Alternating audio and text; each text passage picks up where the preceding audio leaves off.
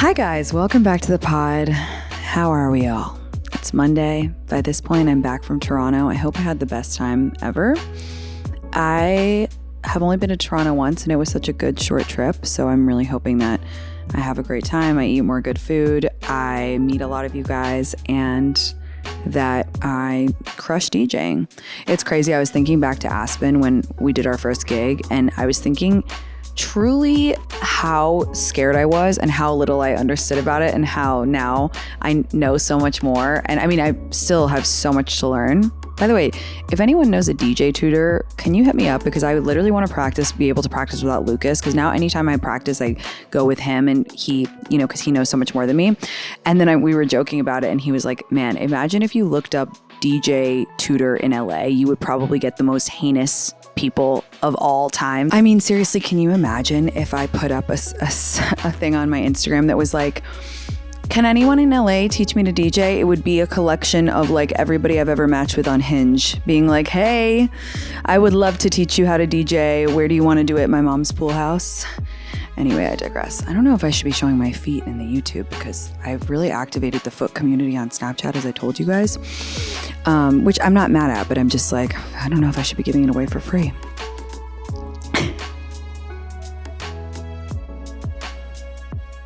Okay, so we're going to Toronto, and can I just take a moment to say, you know who never, literally ever misses a trip? My period. She has more frequent flyer miles than I do, okay? She will be not on schedule to arrive for 2 weeks. She hears me going on a trip that's going to be fun. She's like, I would love to come with you. And I'm just like, I would not love you to come with me. I would love you to stay at home. I would love you to wait until I'm not being in a bathing suit or cropped up or whatever. It's not going to work for me. But you know what? I think she's probably going to come to Toronto because I feel absolutely horrible about myself. I have an ugly day right now. If you don't know what ugly day is, it's the day where you are about to get your period and you can't even look at yourself in the mirror without being like, what the actual hell is going on here? You literally can't look at yourself and you feel like the world is ending and you're kind of depressed and you're kind of just like, oh my God, I feel physically unable to do anything. And then you get your period like 2 days later and you're like, oh, that's why. And I'm 33 and you would think that I would have this down by now, but I don't. I'm still so shocked every month. I'm like, wow, this is just really the situation. Okay. Thanks, hormones. Love that for us. I am so excited to eat such good food in Toronto. By the way, especially if you're going on a trip with a boy, like always, Lucas always makes fun of me because I'm always like, whenever I go meet a boy or like have a trip with a guy, I literally always get my period like the day before. And I'm like, I cannot catch a break. Like I can't. Anyway. So today I want to talk about two things. Firstly, crush list, because the crush list has resurfaced thanks to a beautiful, stunning, lovely, gorgeous follower of mine who made a TikTok video. And she was like, if there's one thing I believe in dating, it's Tinx's crush list. And then I want to talk about my weightlifting journey. I wanted to wait till I felt like I was in a good place with it and then tell you guys the story soup to nuts. So I'm excited to do that. And I want to start with crush list. So if you don't know what a crush list is, you should read my book. Seriously, what the hell? TheShift.com. I think it's TheShift.com. Might be like TheShiftBook.com. But anyway, I'll put it in the show notes. The crush list is part manifestation, part organization. Okay. So what you're going to do is you are going to take out your phone, take out the good old trusty notes app where every girl has all of her deepest, darkest secrets. And you're going to title it like something not crush list, because imagine if someone saw it's sacred only for you. And you're maybe like groceries or something like that, something sneaky, a little private joke with yourself, if you will. And you're going to write crushes on there. And it could be anyone. It could be a celebrity. It could be a guy whose name you don't know. Like I still have a guy on mine that says West Side Highway guy, because I had this time 2 years ago when I was sitting outside on a bench having a bagel. I'll remember it clear as day. And when I say that this guy and I fucked in a way that let me know that he could be one of my soulmates on this planet, and he like did the thing where he looked back and oh my God, it was electric. But anyway, I immediately took out my phone. I put on my crush list, guy from West Side Highway. It could be, a guy who, I have a good one. So say, for example, your friend is like, dude, I have this friend, like I want to kind of set you up with when you're in town, like his name is Tom, like he's really cool. And let's say you don't even know what Tom looks like, but you just, the way that your friend described him kind of makes you feel all excited and whatever. Put him on your crush list. And like I said, the crush list is part organization, part manifestation. So let me go first through the organization part. You know, when you're kind of like having a bad day and you kind of, you know, you're single, obviously. And if you're doing a crush list, I mean, obviously you're single. And, and obviously you're single. Just kidding. I'm single also. You can take out your crush list and read it, and you can be reminded that there is so much fun to be had. And that just because you're not seeing anybody right now, there are so many crushes and potential crushes out there, and you should lean into that. I think that the word crush gets a very bad rep. People think it's childish. People think of, you know, a crazy teenager being like, oh my God, I have a crush or whatever. I run on crush power. I am literally fueled by crush power. I truly kind of want to make an energy drink called Crush Power. That's really cute. Or like a perfume called Crush, because to me, the feeling of having a crush is basically the best feeling in the entire world when you have a true crush. Now, let me also say that, you know, crushes always cancel themselves. Another thing, mantra that I say all the time, but that's a story for a different time. A crush is a fantastic thing. And until a crush cancels themselves, it is a beautiful, lovely thing to daydream and to think good thoughts and to be excited about the next time you're going to see them. Now, let's talk about the manifestation part. You know, I like to get a little witchy. You know, I like to get a little woo-woo. And I think that when you write on the crush list, the name of your crush, I think it sends a signal to the universe, not only that you want to come into contact with that person, but also that you're just open to flirty, fun, amazing energy. That's what I think of. You guys know that I manifest. I really believe in manifesting. I believe in writing things and thoughts become things and speaking positively and acting as though things are just going to be done. And the crush list does have magical powers. And my cutie follower on TikTok was saying that she put this guy on and they started talking, and people in the comments were like, oh my God, but you said you put celebrities on your crush list too. Now, I'm not guaranteeing that if you put, you know, Ryan Gosling on your crush list, he's going to walk through your door the next day. But this cutie follower of mine said that she put a celeb on and she didn't exactly meet him, but the celebrity started going to the gym of her sister. So it kind of like brought him into her life in a crazy, mysterious way.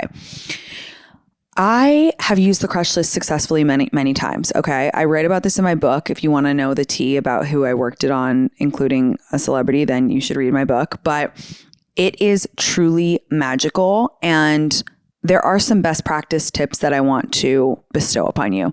So a question I get asked a lot is, can you write someone on your crush list if they're married or they're in a relationship?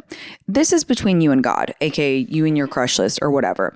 I would not personally, because I believe in dating karma. I believe in basically treating those how you want to be treated, treating others how you want to be treated. And I would not appreciate it if I had a boyfriend and someone had him on their crush list or whatever. And I also just don't think that that's good dating energy, to be honest with you. I just don't think that that's something that is going to serve you. Listen, I'm not saying, oh, you can't appreciate how attractive a married man is. Like, of course you can. Of course you can say, oh my gosh, he's so hot, whatever. But to put them on your crush list, I don't know. It's up to you. I personally would not put anyone in a relationship or anyone who is married on my crush list because I don't know. It's just not my vibe. I don't want that energy. And also, if you're in a place of your singledom where you are like seriously wanting to crush on married or taken men, I think you need to turn in, not to be preachy or judgy, but like you need to turn inward and be like, why am I focusing on this guy when there are so many guys? And don't tell me like, Tinx, there's no hot guys. There are hot guys. There are hot guys. They're probably not on a dating app. I get that, but they're out in the wild. See Summer of Outside and Summer of Outside Part 2. Okay. They are definitely out there. It's a question of opening up your mindset. And also, brings me to another part of the crush list, which is like the crush list and Summer of Outside thinking are very connected. And I like a crush list as a way of opening up your mind if you're feeling very downtrodden by dating. Part of the reason why I'm so anti-dating apps right now is I think that they make dating feel very laborious and boring and gamified and stressful and quantifiable, when if you think about it, every person up until 15 years ago has met their partner, the love of their life, multiple loves of their life in the wild. And I feel like we think something has changed. Like I feel like we think we all, we never meet people in the wild anymore. Now, it's true that our lifestyles have changed dramatically. We do, order everything to our homes. A lot of us work from home. We are more isolated. People aren't going out as much, this, that, and the third. But it hasn't changed that much, you guys. We still go get coffee. We still go to bars. We still go out. We still go to dinner parties where we don't know people. And all of those places are opportunities for you to meet people and meet people for your crush list. So I really want you to hold crush list in your heart this summer and keep your eyes peeled. And again, it's really an encouragement to just be playful with it. Maybe you're in line to get a coffee and the guy in front of you is so cute and he turns around and smiles at you when you're picking up your coffee to go, and you just feel good about yourself that day. Write it on the fucking list. Write it on the crush list. And again, it will signal to the universe, I'm ready for this type of energy. And open your eyes and open your heart. I just love having a crush. Honestly, it kind of goes back to in the pandemic when I had a very public crush on Diplo. That was one of the happiest times of my life, because having a crush is kind of something to do. And was I a little bit psychotic about it? Yeah. But you know what? Guess who went on a date with him? Me. So just to say, your crush list is a magical vehicle for you to feel good about yourself, discover new people, discover new parts of yourself. Another common question I get about the crush list is, how often do you refresh it? How do you take people off? I really like a seasonal refresh, okay? So I actually just looked at mine, and we're about to be in summer, and I've just met this guy who I have a crush on, and I put him on, took a few people off. Someone wrote to me the other day and said, isn't the best feeling in the world when you take someone off the crush list? It's you are no longer worthy. I mean, they get taken off for two reasons. Either you've completed the mission or they're no longer worthy. But it's good to keep it clean. It can't be a behemoth, 50 person long crush list. I'm talking about 8, 10, 15 people on there, so that you can really concentrate your manifesting fun, witchy, fairy energy on these people and call them into your life. Okay. So keep it refreshed, keep it clean. Here's another question I get. If you get into a relationship, maybe from someone with your crush list, should you delete your crush list? So in this case, I would say it's, again, up to you. Personally, I never delete my crush list because I'm morally better than everybody and it will never fuck up my relationships. I'm just kidding. I don't know. I just feel kind of in one of those Indiana Jones movies, and when a book has a magical power or something, I just feel if I completely deleted my crush list, it would lose its powers. So I just close it out. Put it at the bottom of my notes. Don't look at it. Don't put any energy towards it. But I just keep it in waiting, just in case. Maybe that's because I haven't met the right person. Maybe if I meet the absolute love of my life and I know I'm going to be with him, I'll be fuck this crush list and delete it. But until then, it's staying alive. And I think that's okay. I really do.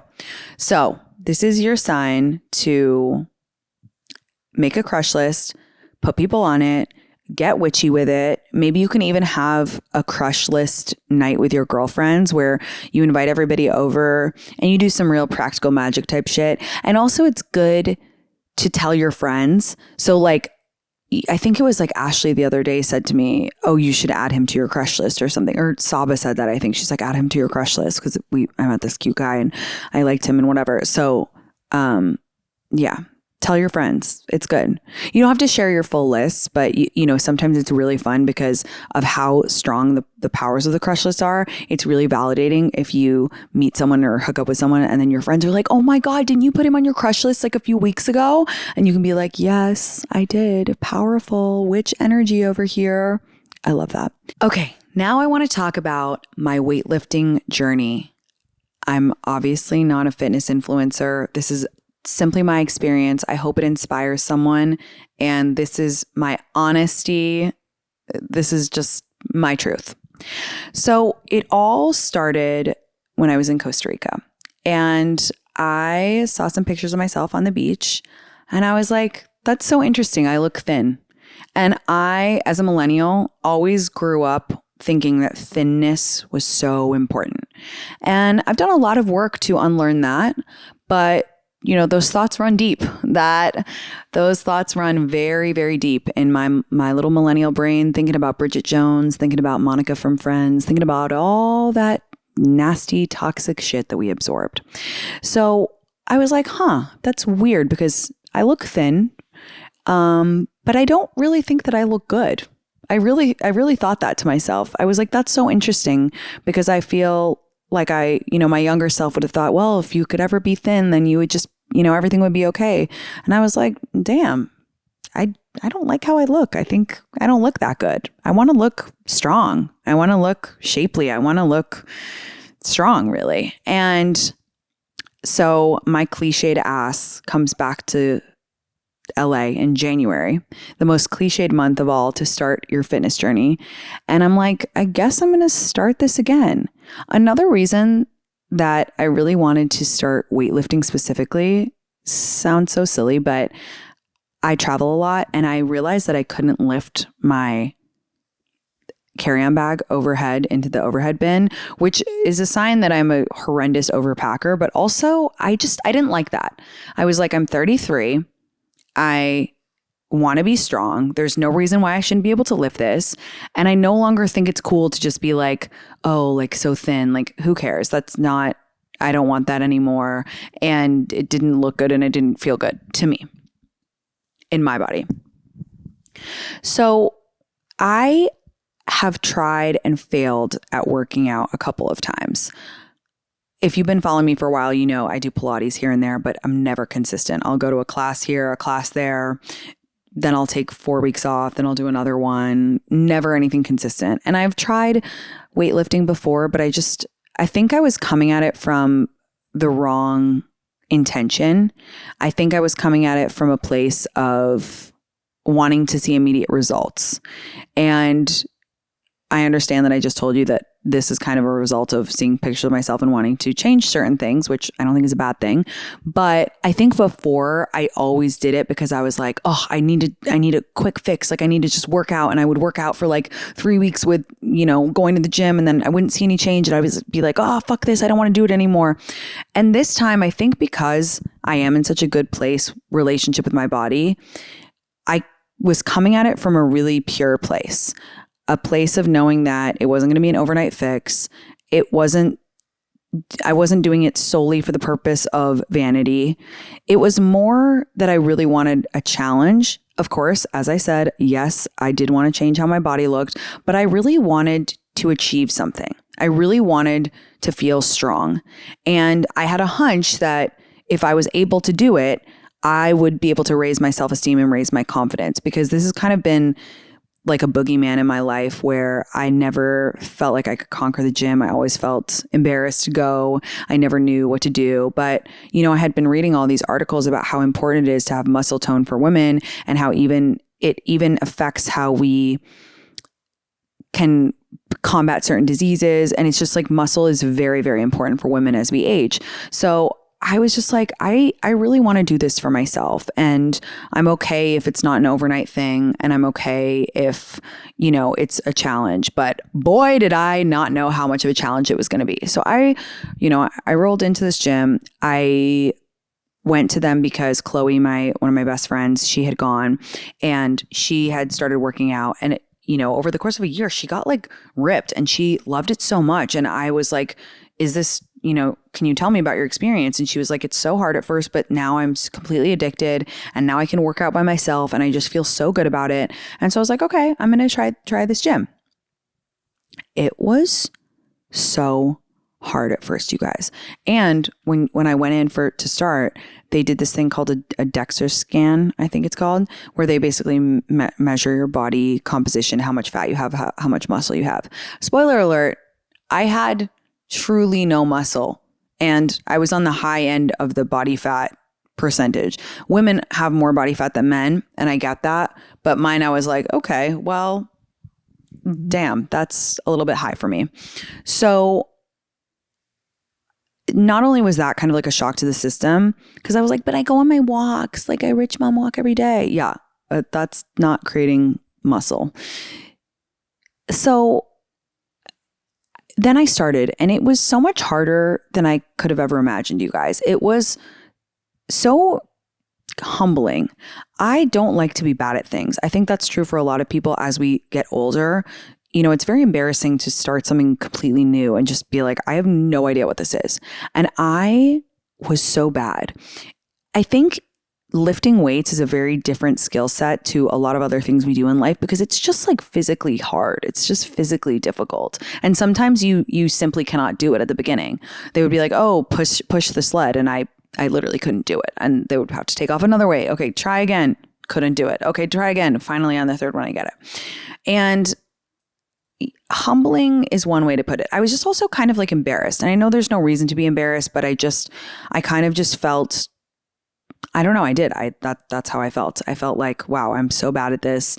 And I feel awkward in the gym. I think if you haven't spent a lot of time in gyms, it's normal to feel a bit awkward in there because, you know, there's all this equipment and machinery and people are speaking in this language that you don't understand, you know, these terms. And I didn't even know what kind of weights I should be picking at first. You know, I had very little context for this. So it was very hard. The first month was kind of just being like shell shocked. The second month was definitely the hardest month for me because I won't lie. I kind of felt like, oh, okay, Tinx, like we're going to be patient this time. But of course, deep down, I was thinking, but I'm going to get like abs really soon. And I didn't. If anything, I felt like I kind of started to look worse. And this is when I turned to actually my Instagram community. And can I just say the gym community has been so nice to me. The kindest. You guys have taken so much time to write these detailed responses to me. And it really, really encouraged me. So I really appreciate it. And I really, really love you guys. And I was like, hey, is this normal to feel worse and to feel like you look worse when you're on your gym journey? And here's where it kind of got crazy because some people wrote to me and they were like, this is completely normal. You need to push through. It kind of gets worse and harder before it gets better. A bunch of people also wrote to me and were like, yeah, this is why I quit. Like, I didn't like the way my body looked when I weightlifted. It's not for me. I went back to Pilates, this, that, and third. And I was truly like, damn, am I about to quit? And then we did the DEXA scan thing or whatever. And keep in mind, I've been going 3 times a week for 2 months. Guess how much fat I had converted to muscle? 0.5%. 0.5%. And I remember sitting in my car being like, dude, I cannot do this. And I was trying to convince myself out of it. I was like, you're not this girl anyway, Tinx. Like, you're just like you go on your walks and like, you know, you don't really care about this stuff and you don't need to be muscly and like, it's all good. Like, you don't need to do this. Like, I was truly trying to convince myself out of it. But then something inside of me was like, what if we didn't quit? What if we just kept going and see what happens? Like, let's just go one more time. Go one more time. And I had a lot of limiting beliefs about my body and about my capability. And those limiting beliefs, they become very powerful. So you need to be careful about how you speak to yourself because it's so crazy how we can have a feeling and then we repeat that feeling enough times so that it becomes a fact in our mind. And it's just simply not, right? I had convinced myself I would never be a gym girl. I'd convinced myself that my body couldn't have muscle. I could never look toned. I don't know why. I just started to say this in my mind for my whole life. I'd say, oh, you know, it's not for me. I'm just like, you know, I'm more of a curvy type girl. I wasn't meant to have any muscle. It's just not for me, this, that, and the third. And these limiting beliefs, like they came for me during this time when it was really difficult for me to push through, basically telling me to quit, that it wasn't worth it, this, that, and the third. But like I said, I kind of read a lot of your notes and I was very encouraged by them. And I just was thinking, you know, what if I just keep going? What if I really keep going? I've invested a lot of time and money into this and maybe I'll keep going. And right around like 3-4 months, like 3.5 months, I kind of started to crave it. Like I started to crave the feeling even before I'd seen any results, which I was shocked about because listen, we're visual people. You know, we like to see some payout for what we've been, you know, busting our asses for, right? I kind of started to crave the challenge because you do get stronger even before you see results on the scale or whatever it may be, however you're measuring it. You start to get stronger and so much of it is mental. And the first time that I like lifted a heavier weight than I did the week before, I was so proud of myself in such a pure way. I was so proud of myself. And that's how you raise your self-esteem, right? Is by doing something that you thought you couldn't do. And I sort of started to gain momentum, and I started to feel really proud when I would do something better than the week before. And it's like what I always say, 1% better every day. And thoughts become things. So if you're thinking to yourself, oh my God, all I need to do is show up 1% better than I did last week, that is progress. Also, I love the mantra, progress, not perfection.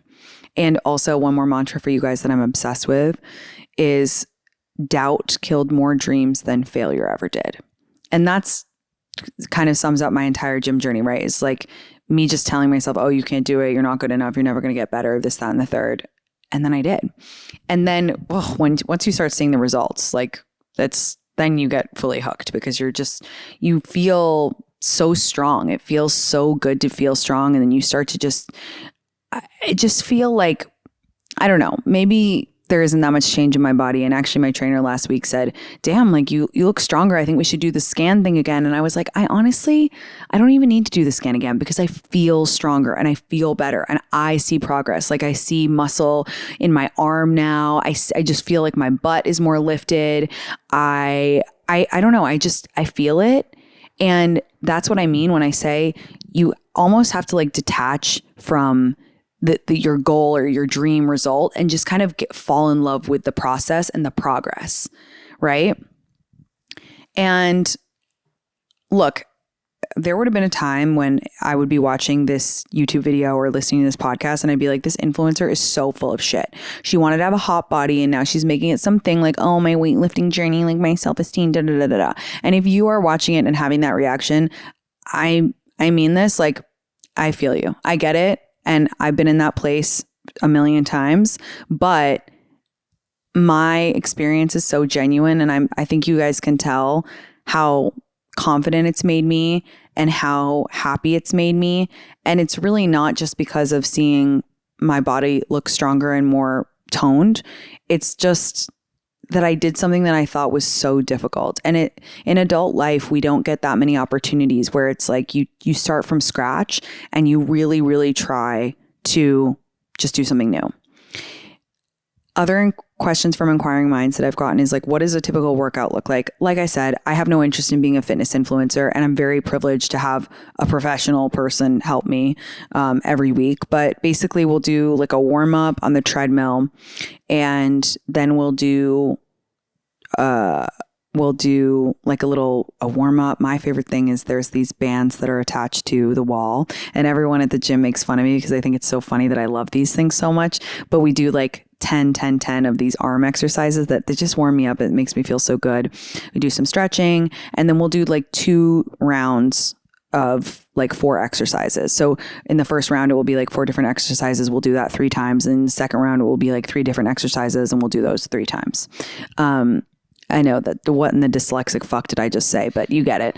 We work out for an hour, and then we usually do like a finisher. My favorite finisher is where we walk with a band around our legs on the treadmill sideways. Cause like I said, I want to build my butt. I want to have a nice butt. So that's what I'm working on, but it's really just fun. I mean, like last week I hip thrusted the heaviest weight that I've ever done, which was just like a huge accomplishment. And I feel so proud. I also want to take this moment to again, thank you to all the gym rats in my community who have been so patient with me. I've had so many like breakdowns to random people out there who follow me in my DMs. They don't even know what they're getting in for. They're like, Tinx, like, yes, keep going, like a note of encouragement. And I'll be like, I just like can't do this. And like, did you ever feel like you were never going to be able to do a push-up and this, that, and the third? And you guys have all been great. And you taught me about electrolytes. Now, I don't know if this is as big a breakthrough for everybody else, but for me, when I started having electrolytes, it changed the way that I was working out. Something about for me, when I started working out, I felt like I couldn't absorb water, and I felt really like bloated and weird. And so many of you said, this is so normal. You need to drink electrolytes. And it completely changed my whole workout vibe. So shout out you guys. Okay. let us do, and one last thing that I want to say, which is like so crazy. If you had told me in my 20s that I would be here saying this with a smile on my face, I would have never believed you. I did gain weight. I definitely have gained weight since starting to work out, but I think it's like muscle, and I feel like I look better and stronger. So I can honestly say that I'm happy about it, which again, if you're on your journey with body stuff, I get it. It's a slog, and I'm really happy that I'm in a place where I feel so happy to be strong. And with that, let's go into AMA. Okay, Kate, 29. I have a question about how much you think partners should be involved in birth control choice in male-female partnerships. For context, I'm a 29-year-old woman who has been with my male fiance for 2 years. We have a wonderful relationship, and I feel so lucky. He's kind, funny, so hot, and open to work in our relationship. Go off. However, I have been trying to freeze my eggs because we are not ready for children yet, and my OBGYN recommended I do so. I went through one canceled cycle already, but I'm hopeful my next attempt will work. My fertility doctor said it might help my chances if I take out my copper IUD. I've been wanting to get it out for a while anyway due to heavy and painful periods, so I made the appointment for Monday to have it removed. I didn't talk to my fiance about this. He was upset that I didn't talk to him about it first. He asked me if I thought this through and I'm open to other forms of birth control, and if I'm open to other forms of birth control after I get my IUD out. Honestly, I don't want to get back on the pill due to horrible experiences with side effects in the past. I don't want to get my IUD back in because it was so painful the first time, and I've also tried the in-arm BC method. If it were only up to me, we would just use condoms until we were ready to have kids after we are married in about a year. However, my fiance does not want to do this. He says he doesn't like condoms in the long term. He's fine with using them for a few months until I'm done with egg freezing, and he thinks I should get back on the pill or use some other form of female contraceptive. He's also upset that I rushed into getting my IUD out and thinks I might not be thinking it through. Can I please have your advice on this? How much say does he have since we are both in a relationship we both want to prevent pregnancy? Thank you very much. Yeah, I mean, I don't think that men fully appreciate or comprehend how much of a lifelong weight it is on our shoulders to manage birth control and to manage our hormones. I really think that the average man has zero appreciation for what we go through as women. I'm actually going to my gynecologist today for an IUD thing, whatever. So it's just like, look, you're in a partnership, and I'm not going to sit here and bash your fiance and be like, fuck him, he doesn't know what he's talking about. But I don't think that he should have a say in terms of what hormones you put in your body. It's a lot on your body. You are already going through the process of egg freezing, which is, it's an amazing option for people, but I feel like people today talk about it like it's going to get a bikini wax, and it's not. It's like, it's a lot of hormones surging through your body. You're going to be tired. You might get bloated, this, that, and the third. It's already a huge hormonal undertaking that you are doing for him, for you as a couple. And he's acting like all outraged because you want to use condoms for a year. I'm not saying that you shouldn't have a conversation with him about it, but I don't think he should have a say. I really don't think he should have a say. It's your sex life. Only you can know how that will impact your sex life with your fiance. But I think I would try to impress upon him that it is your body. You're going to be the one carrying the child. You're going to be the one who you're freezing your eggs. It's going to take 2 or more attempts. I hope it's only 2. And you're the one who's been on birth control, different forms. You said you'd had a horrible experience on birth control pills. The IUD is not making you feel good. You even tried the in-arm. Like, you've run the gamut. So I don't really have a lot of sympathy for him. Have a conversation, but at the end of the day, this decision lies with you. It is your body and it is your choice. Okay. Blake, 24. Hi, Tinx. I love you and need your advice from one Theta sister to another. Go Theta. I'm 24 and dating this amazing guy, and he's hot and tall, and my friends love him, and he has major boyfriend potential. But I struggle a lot with communicating my needs without feeling awkward and needy. So every time we shag, we hang for a while afterwards, and then he goes home to sleep because he has insomnia and legit does not sleep when I'm in the bed with him. I'm absolutely in his date box, and I think he loves me too. but for some reason it makes me feel super used bad about myself when he leaves me alone after sex. I want to be understanding of his needs, but also communicate that cuddling, morning sex, sleeping together are huge for me in a relationship, and I can't decide if it's valid for me to say that to him or how to say it to him without seeming like my needs are more important than his. Help me. Need to get some AM dick from this man ASAP. Love you. Okay. I love you too. I really do. And I think you're valid. But as someone who is a very troubled sleeper, I also feel for him. I think he, the fact that he's making you feel so secure and like you're in his date box, that's amazing. And I think you should take that as a jumping off point to have these discussions and just be like, I completely understand that, you need to sleep, but part of my love language is like really aftercare after we have sex. And, I like to spend time in the morning together. There is a solution. Okay. The solution, it's not just two options. Like either he goes home or he doesn't go home and gets a terrible night's sleep. There is ways that you can work around this, whether it's having sex earlier in the night so you can cuddle after and then he can go home after that, or him coming over some mornings and like coming in right as you're waking up and you guys have sex in the morning. But I feel for the man as someone who can literally not sleep and who has previously asked boyfriends to sleep in separate beds because I literally can't sleep sometimes when someone is like snoring next to me. I feel for him, but you shouldn't feel needy just because you're communicating your thoughts to him. He obviously likes you. Say it to him in a cute way. You're fine. I truly think you should bring it up. And there is a third solution so that you can both be happy. Okay, guys, that was our show. Thank you for tuning in. Don't forget to like, subscribe, leave a comment, share with a friend. It would mean the absolute world to me. Hope I inspired someone on their weightlifting journey today. I will be back on a Wednesday with a live show. Bye.